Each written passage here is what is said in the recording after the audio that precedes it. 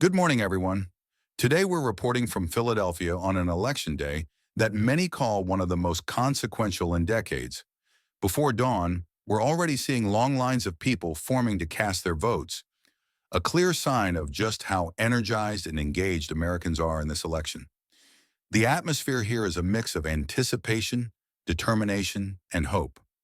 Voters are here to make their voices heard on issues that will shape the country's future, from the economy to healthcare, immigration, and beyond. This has been an election campaign like no other. A dramatic turn of events has included a shocking assassination attempt on former President Donald Trump right here in Pennsylvania, along with an unprecedented change of the Democratic candidate halfway through the campaign. Just over 100 days ago, incumbent President Joe Biden stepped down, leading to Vice President Kamala Harris becoming the new Democratic candidate. This last-minute shift has added a new dynamic to the election, with both supporters and critics closely watching her every move on the campaign trail.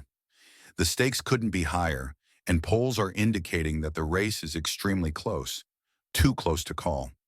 That's why we're seeing such large numbers of people turning out early today, each determined to play their part in what they see as a defining moment for America. In cities across the nation, similar lines are forming at polling stations.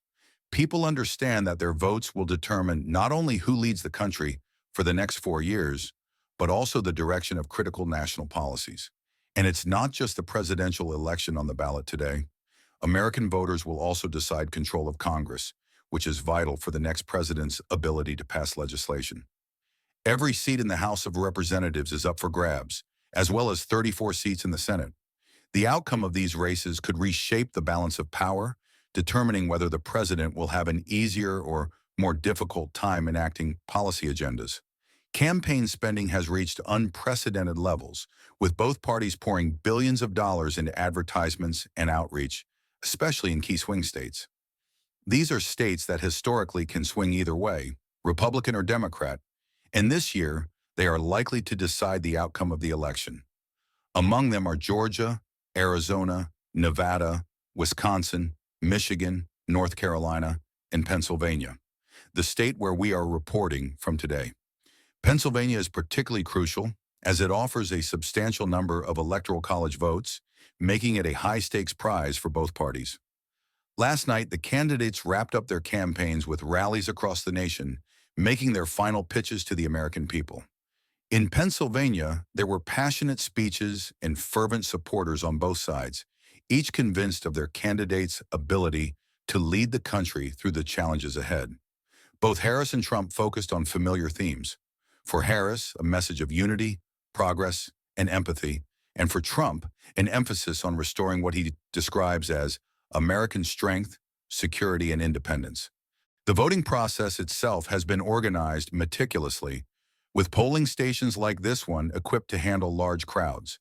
Inside, the rooms are set up with voting machines and detailed instructions posted on the walls in multiple languages, making the process as clear and accessible as possible. For many, voting today is the culmination of a long, emotional journey. Campaigns have been intense, often divisive, and the public discourse around key issues has reached a fever pitch. The weight of this decision is heavy on everyone's minds. While much of the world will be watching the results tonight, it's likely that due to the closeness of this race, counting could take days or even longer, especially in swing states like Pennsylvania. Officials are prepared for the possibility of extended counting and even legal challenges, with both sides ready to ensure that every vote is accounted for accurately. As we await the results, it's important to understand the unique structure of the American Electoral College system. Unlike many other nations where the popular vote alone determines the winner, the U.S. has a system in which each state's votes go to a set number of electoral representatives. The number of electoral votes each state holds is determined by its population, and the candidate who wins the majority in each state typically receives all of that state's electoral votes. The goal for each candidate is to secure at least 270 out of the total 538 Electoral College votes to win the presidency. Despite the popularity or the support a candidate may have nationwide, victory hinges on winning these key states. So while one candidate could theoretically receive millions more votes overall, they could still lose the election if they don't secure the necessary Electoral College votes. This complex system, dating back to the founding of the nation, continues to shape the course of American democracy. As you tune in to the election coverage, you'll see the focus shift between different swing states as results start to come in. Keep an eye on the latest updates and remember that this election may take time to finalize. Pennsylvania, Georgia, and the other swing states will be under the spotlight, and their results could ultimately tip the scales in this incredibly close race. Thank you for joining us for this update.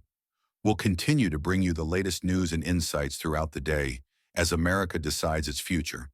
And if you want more timely updates on this and other pressing topics, please be sure to subscribe to our channel. Your support helps us keep bringing you accurate, in-depth reporting on the issues that matter most.